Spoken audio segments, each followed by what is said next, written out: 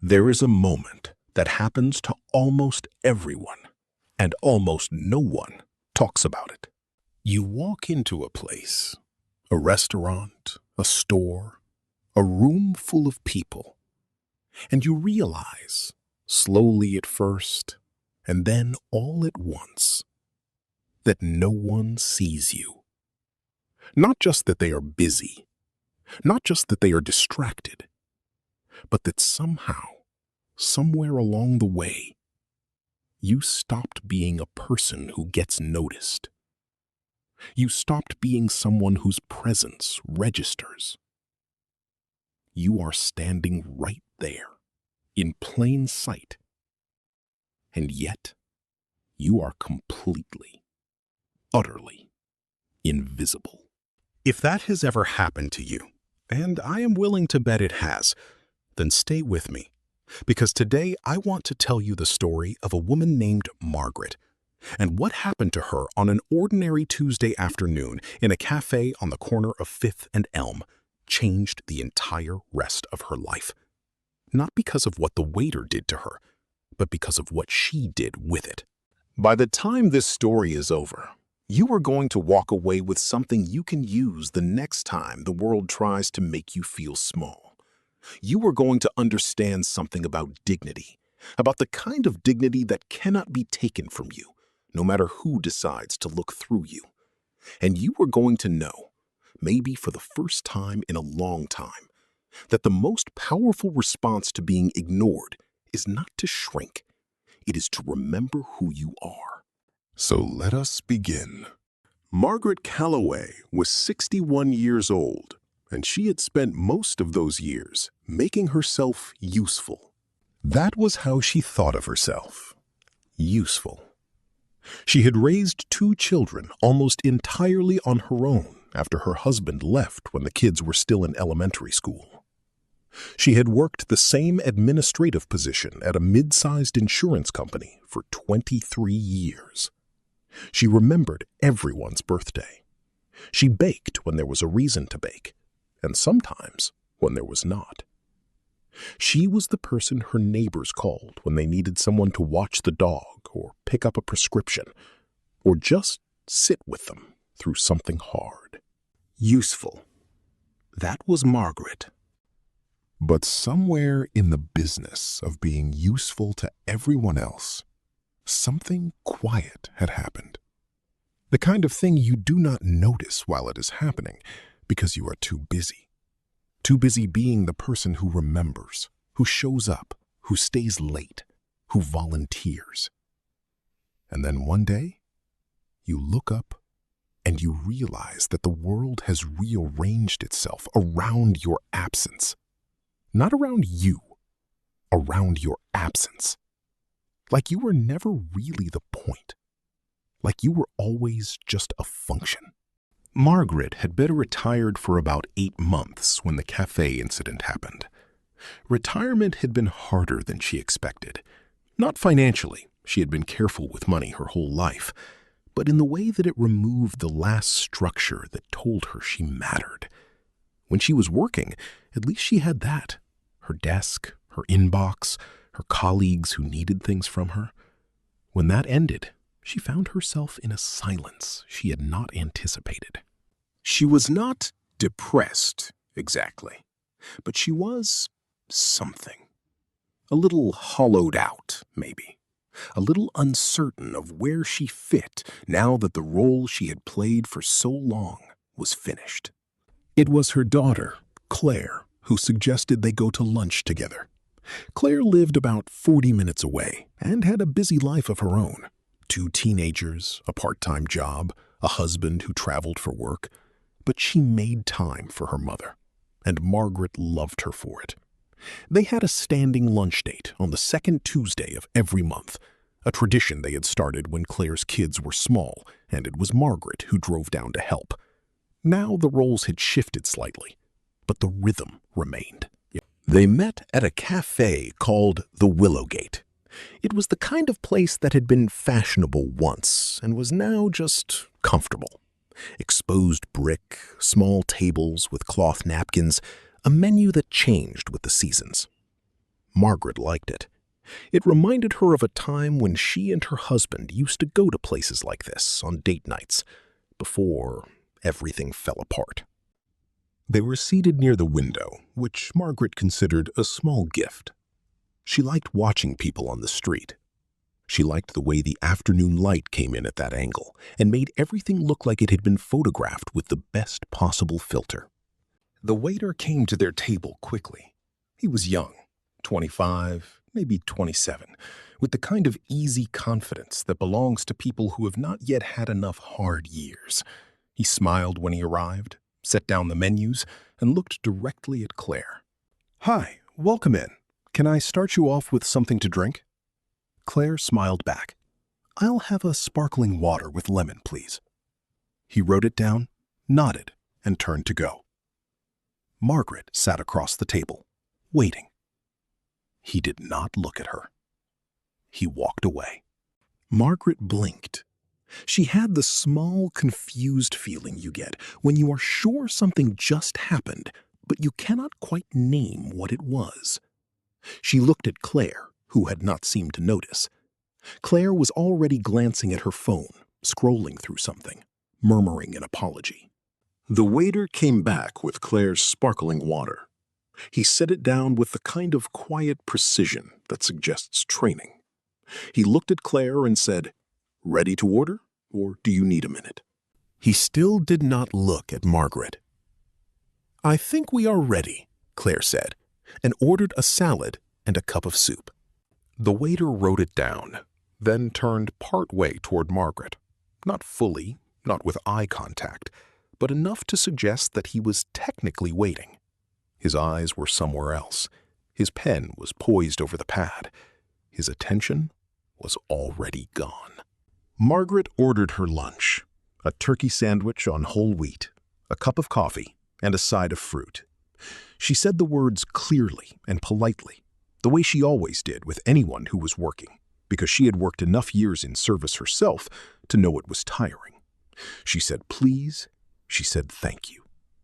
She said the words into a slight void, and then she watched the waiter write them down without acknowledging any of them, and then she watched him walk away. Claire finally looked up from her phone. "Sorry, Mom, work thing." "Okay, I'm here. How are you?" "I'm fine," Margaret said. Because that was what she said. She was always fine. The lunch continued. The food arrived correctly and without complaint. The waiter refilled Claire's water once without being asked. He did not refill Margaret's coffee until she had been sitting with an empty cup long enough to feel foolish about it. When he finally came to ask about dessert, he addressed Claire first, and when he looked toward Margaret, it was with the patient, slightly glazed expression of someone who is professionally required to pretend that all tables are equal. It was nothing dramatic. There was no rudeness exactly, no insult, no incident. Just this quiet, persistent, barely visible erasure, as if Margaret were a piece of furniture that happened to be able to order a turkey sandwich. She drove home alone after lunch, and she sat in her car in the driveway for a long time. She was not sure what she was feeling. It was not quite anger, not quite sadness. It was something more disorienting than either of those, something closer to a question she did not know how to ask. Something like, "Is this what I am now?" She had been retired 8 months. In those 8 months, she had noticed small things. The way the checkout clerk at the grocery store sometimes talked to the person behind her before finishing with her. The way groups of younger people at the park seemed to part around her without seeing her, like she was a lamppost. The way she had called her insurance company the week before to dispute a charge, and the representative had spoken to her with a particular kind of patience. The kind that isn't patience at all, but something that assumes incompetence. She had noticed these things and set them aside, one after another, filing them under, "I am probably being too sensitive," or "they are having a bad day," or it does not matter. But sitting in her car that afternoon, she stopped filing. She let the pile sit there, and she looked at it. This was not just a bad day. This was a pattern, and the pattern had a message. The message was, you no longer count. She had spent 61 years becoming a person, a real, full, complicated, irreplaceable person. She had carried grief without collapsing. She had worked without recognition and kept going anyway. She had raised children who were kind. She had been a good friend. She had learned things, hard things, about marriage and about failure and about starting over and about the particular kind of strength that does not look like strength from the outside. She had lived an entire life, a big, rich, difficult, meaningful life. And somewhere in the last few years, the world had looked at the cover of that life and decided there was nothing inside worth reading. She sat with all of that for a long time.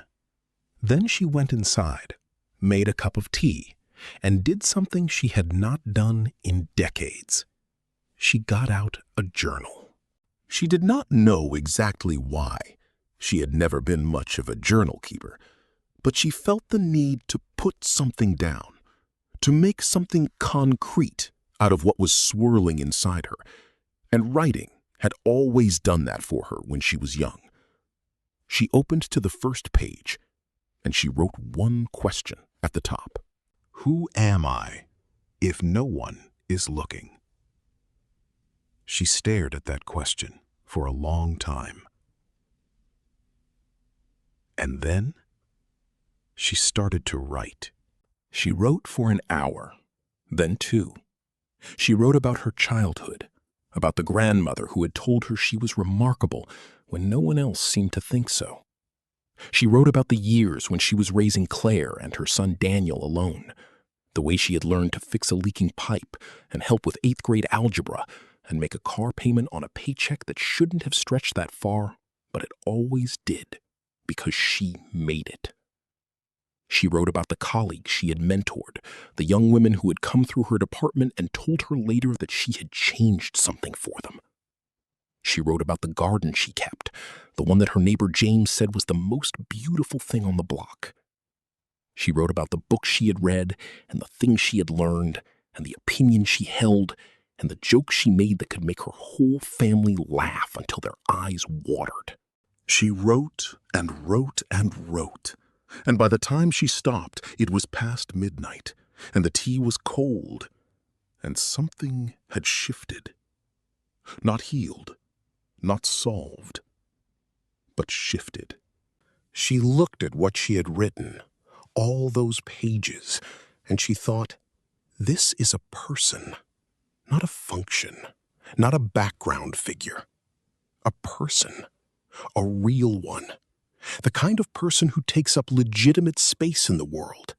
The kind of person who, if someone sat down and listened to her for 20 minutes, would change how they saw things.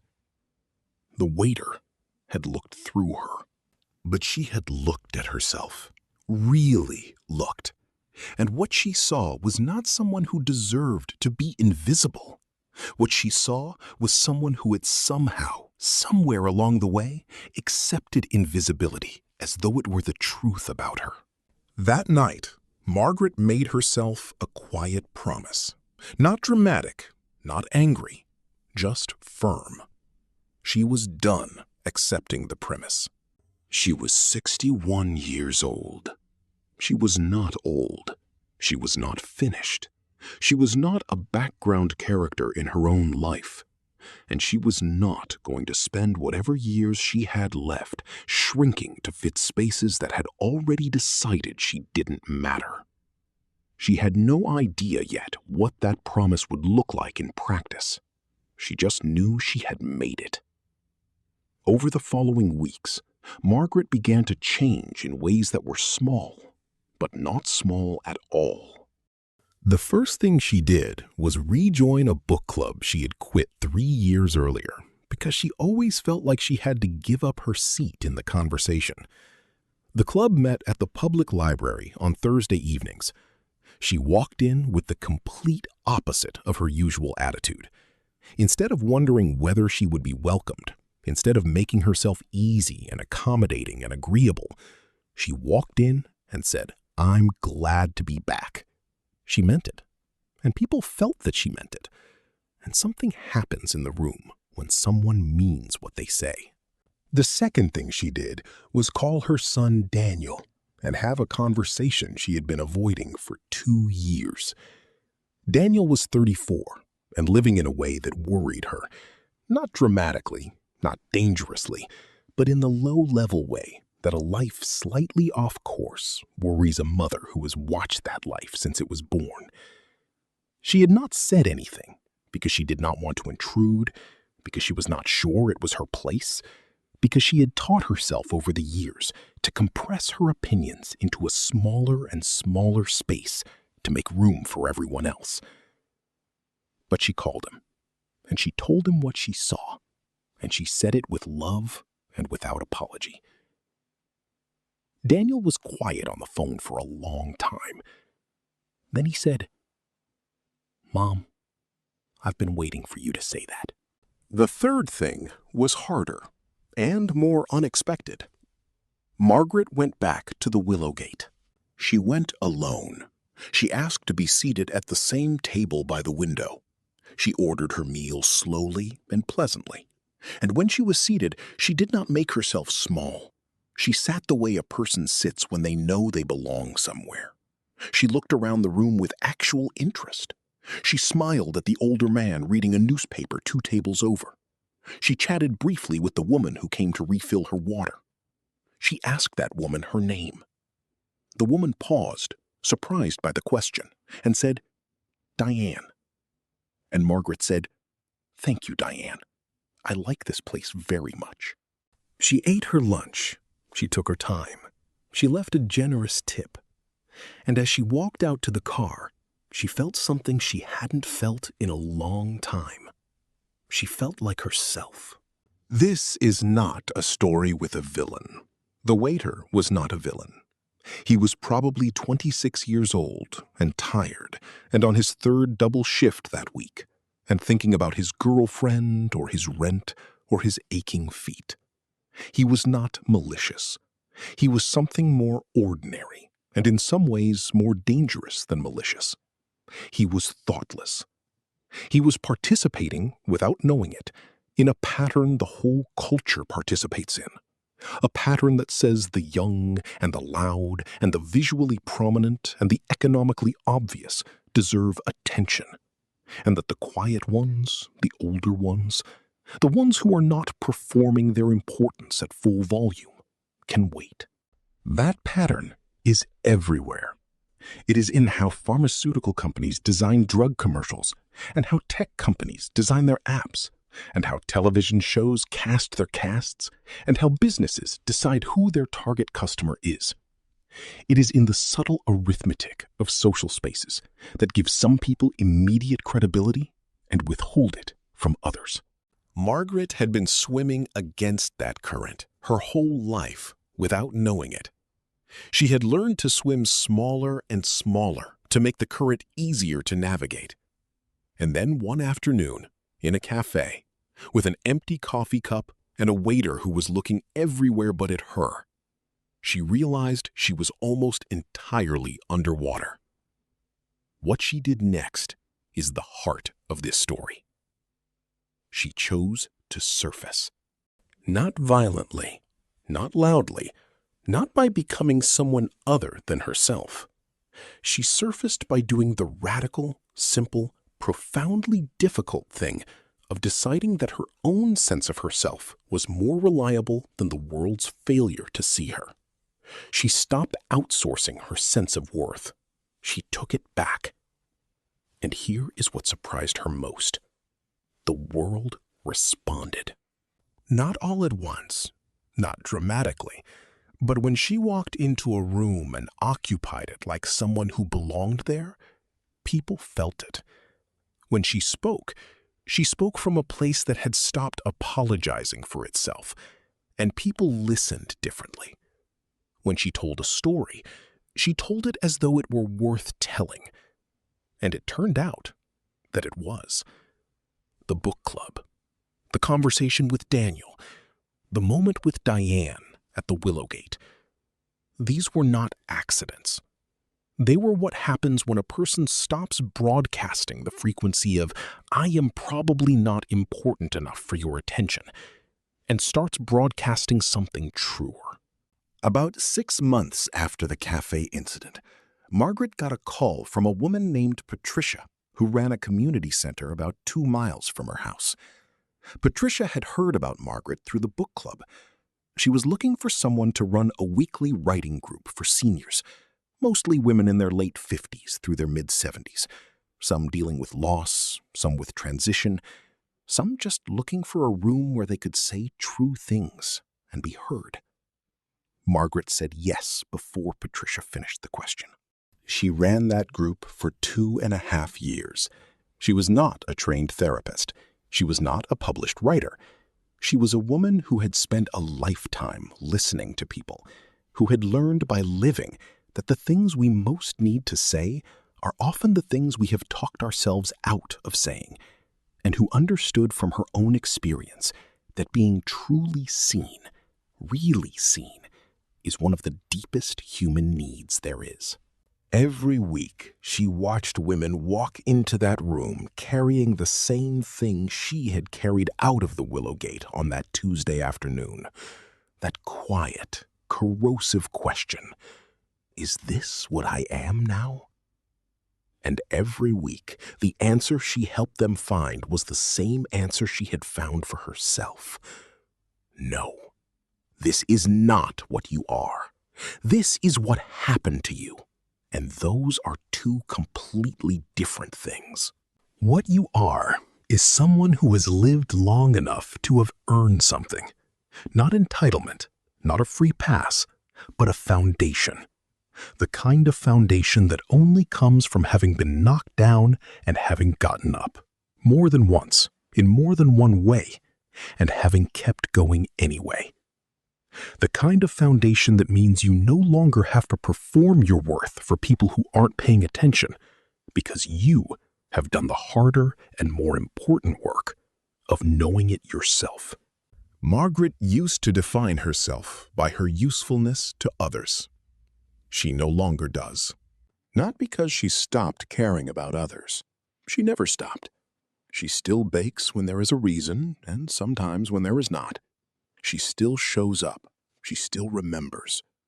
But she does those things now from a different place, not from the anxious, depleted place of someone who needs to earn her spot, but from the steady, open-handed place of someone who gives because she has something real to give, and she knows it.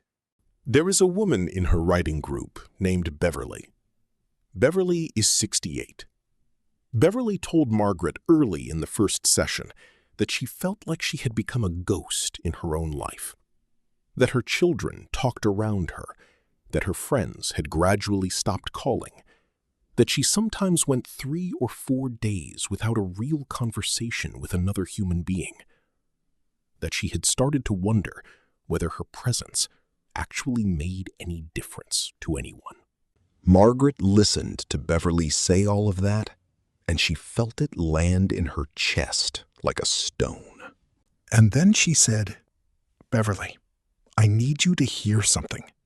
The fact that you just said that, the fact that you just walked into a room full of strangers and found the words for exactly what you were feeling, tells me something. It tells me you are paying attention. And the people who are paying attention are the ones this world most needs right now, even when it hasn't figured that out yet." Beverly cried. Several other women in the room cried. Margaret may have cried a little too, though she would not necessarily confirm that. But here is what Margaret also said in the weeks that followed. She said, "I spent a lot of years waiting for someone to notice me before I gave myself permission to show up. waiting for the invitation, waiting to be called on. And what I finally understood is that the invitation was mine to send. I am the one who decides whether I show up, not the waiter, not the world, me. She said, "Dignity is not something that gets given to you. It is something you decide to carry. And once you decide to carry it, it is very hard for anyone to take it away." She said, "The most dangerous thing about being invisible is not the people who don't see you. It's the moment you start agreeing with them." That last line landed hardest, because that is the real trap, isn't it? That is the thing that is almost impossible to name while it is happening. The world treats you as though you do not matter, and instead of rejecting that, you absorb it. You start to believe the testimony of the people who weren't paying attention over your own knowledge of yourself. You become a collaborator in your own invisibility. Margaret could tell you the exact moment she stopped collaborating. It was sitting in her car in the driveway after lunch, with a cold cup of coffee in her mind and a waiter who had looked right through her, and a question rising up from somewhere honest and urgent. Is this what I am now? The answer, of course, was no. It had always been no. She just needed the right afternoon to ask the question clearly enough to hear the answer. So here we are, at the end of Margaret's story. And I want to be straight with you, the way I would be with a friend sitting across a table. This story is not just about Margaret.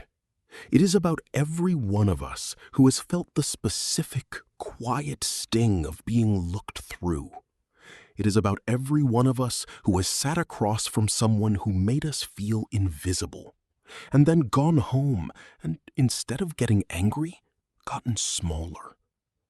It is about every one of us who has spent so many years making ourselves useful and accommodating and easy to be around that we lost the thread of the question, but what about me? Who am I when I'm not being useful to someone? That question is not selfish. It is one of the most important questions you will ever ask yourself. And if you are somewhere in the range of 55 to 70 years old, which is where a lot of you watching this are, then I will tell you something that I believe with everything in me. This is not the chapter where the story slows down. This is not the epilogue. This is the chapter where you finally have enough material to understand what the whole book is actually about. You have lived through things that would have broken a lot of people. Maybe they did break you, in certain ways, for certain seasons. You came back. You have learned things that cannot be learned any other way than the way you learned them, by living through them. You have a perspective on this world that the 27-year-old waiter will not have for another 30 years. And when he gets it, if he is lucky, it will look a lot like yours. The message this culture sends, that youth is the peak, that visibility decreases with age, that the most interesting chapters are always the early ones, that message is simply demonstrably wrong. And one of the most important things you can do right now, for yourself and for everyone around you, is to stop accepting it. Here is what I want you to take away. First, your sense of your own worth is yours, not the waiters, not the cultures, not the algorithms that decides what content gets promoted and whose story gets told. Yours. And it is the most valuable thing you own. Second, the people who look through you are almost never doing it with intention.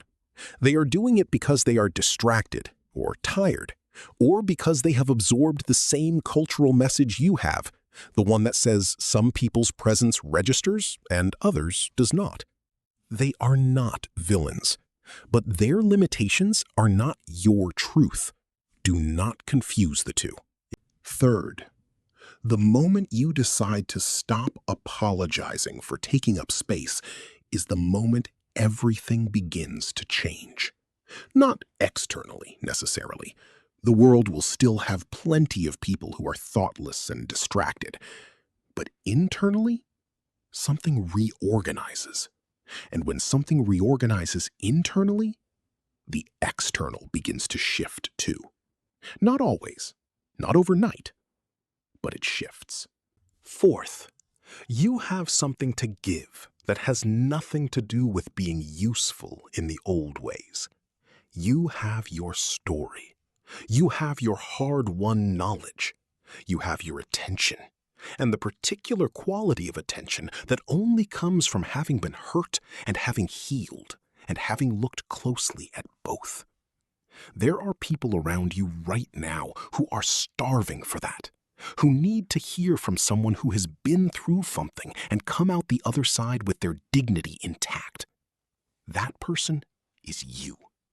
You are the Beverleys in your life's book club. Do not keep that to yourself. And finally, Margaret did not need the waiter to change.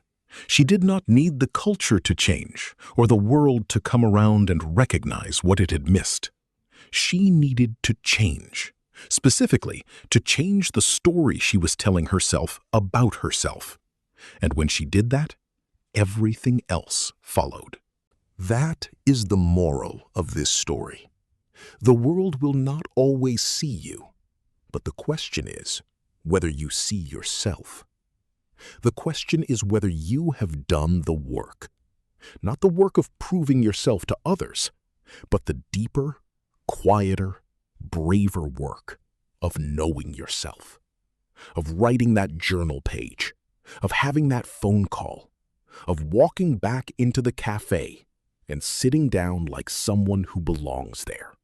Because you do belong, not because of what you have done or what you still have to offer, but because you are here, because you are paying attention, because you are still asking the real questions, and because the kind of person who keeps asking the real questions is exactly the kind of person this world needs more of.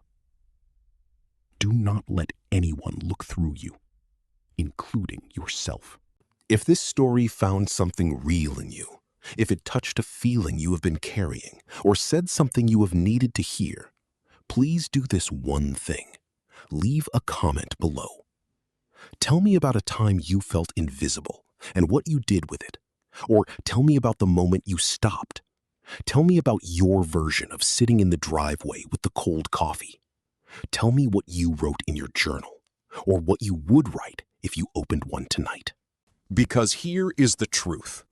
Someone is going to scroll through the comments on this video, and they are going to read what you wrote, and it is going to land in their chest like a stone. It is going to be the exact thing they needed to hear at exactly the moment they needed to hear it. That is what happens when real people share real experience. It changes things. So your comment is not just for you. It is for the person who finds it next week or next year when they are sitting in their own driveway, asking their own version of Margaret's question. And if this video found you at a moment when you needed it, if it gave you something to carry, please share it with someone who might need it too. A friend, a sister, someone in your life who has been making themselves smaller than they are. Send it to them. Not with a long explanation. Just send it.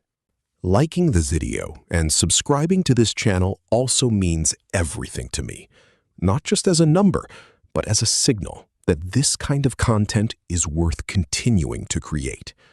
Because there is more stories like this one, more of the real stuff, and I want to keep bringing it to you.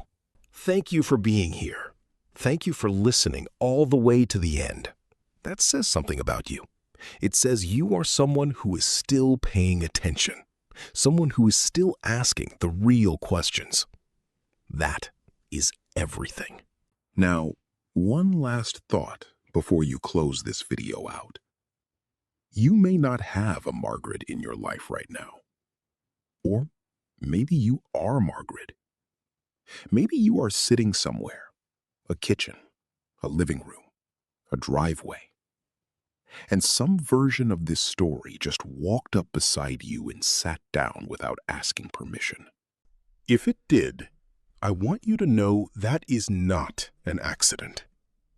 The stories that find us are usually the stories we are ready for, not the stories that are easy or the stories that tell us what we want to hear, but the ones that say the thing we have been circling around for a while without quite landing on it. The ones that feel a little too familiar in a way that is uncomfortable and also somehow relieving. You are ready for this one, so take it with you, not just as a nice story about a woman in a cafe. Take the question she asked. Take it and sit with it tonight, or tomorrow, or whenever you have a quiet moment and a piece of paper or an open note on your phone. Who am I if no one is looking? Write it down, then answer it. Take as long as you need. Do not edit yourself. Do not worry about whether it sounds right. Just write down who you actually are, not who you have been useful as, not what role you have played, but who you are. The knowledge you carry, the things you have survived, the opinions you have that are worth having, the experiences that are yours alone. I think you will be surprised by what shows up. And then, when you are done, come back here and leave a comment. Tell me what came up for you. Tell me what part of Margaret's story you recognized. Tell me about your cafe moment, your driveway moment, your cold coffee in a cup moment. Tell me about the time you decided to surface. Because I promise you this, someone is going to read your comment and it is going to matter to them in a way neither of you will ever fully know. That is how this works. Real words from real people, shared in a real place, landing with the specific weight of something true. That is what changes things, quietly and steadily, one person at a time.